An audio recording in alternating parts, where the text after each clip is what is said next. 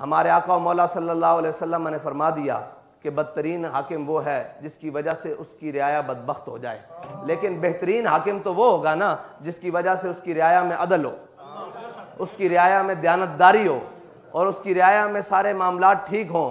लेकिन मसला ये है कि ना हम चाहते हैं कि बेहतरी हो, ऊपर तो है ही गंद ना, हम कब चाहेंगे?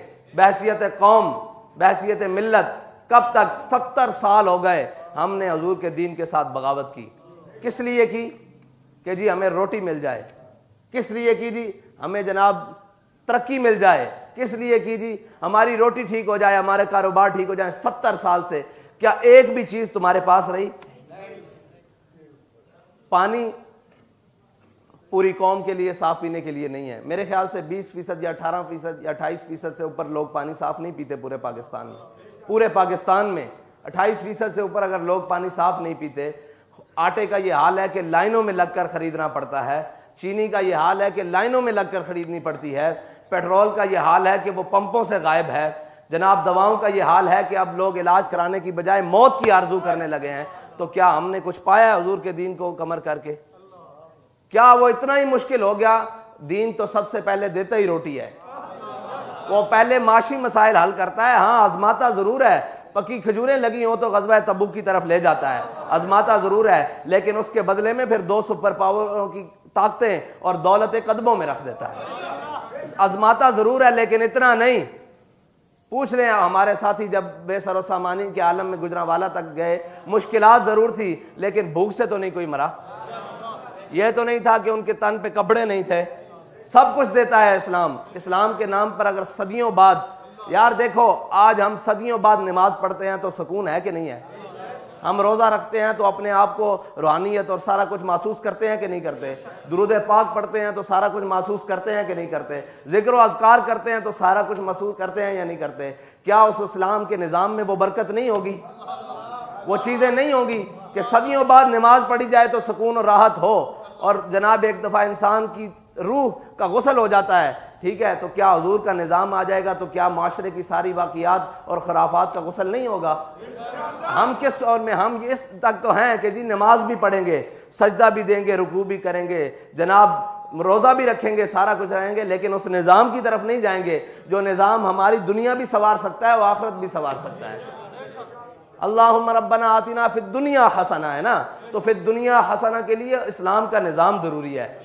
और वो निज़ाम जिसको हमारे बाबा जी क्या कहें, हुजूर के दीन को तख्त पर लाना है, वो निज़ाम ज़रूरी है।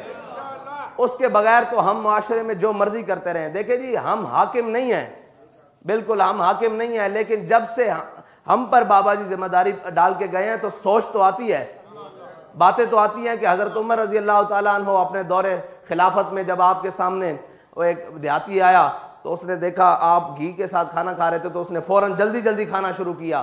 तो हज़रत उमर ने फरमाया तुमने कभी घी नहीं देखा?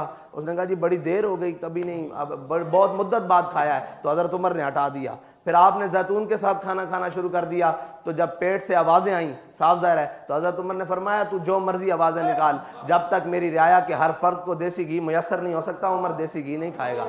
देखे जी हम हज़रत उमर तो नहीं हैं, लेकिन ये बातें तो आती हैं कि जब हम भी कोई निवाला लेने लगते हैं, जिम्मेदार है ना, कोई निवाला लेने लगते हैं तो सोच आती है क्या हमारी कौम और हमारे जनाब रहने वाले साथियों को क्या ये खाना मुयसर है? तो वो खाना यहाँ ज़रूर अटकता है एक मरतबा। क्या जिनको मुंतखब कर कर आप इस कौम की सबसे बड़ी जिम्मेदारी लेकर आए हो, क्या उनके माथे पर भी शिकन है? अगर ज़मीर जिंदा हो तो एक सांस लेना भी मुश्किल है, और अगर मर जाए तो फिर तो जो मर्जी होता रहे ना। अगर जिंदा हो तो देखें हमारी बातें और हमारी चीज़ें तो वो नहीं हसीयत रखती ना जो उनके घर की गवाही है कि हमने कर्जों के एवज वो कुछ हमसे लिखवा लिया गया है कि जिसके बाद हमारा बचा कुछ नहीं है। यार क्यों नहीं बचा? तुमने क्या किया? वो कर्जे गए किधर? वो कर्जे लाखों लीटर यौमिया तुम्हारे प्रोटोकॉलों में खर्च हो गए और किधर गए?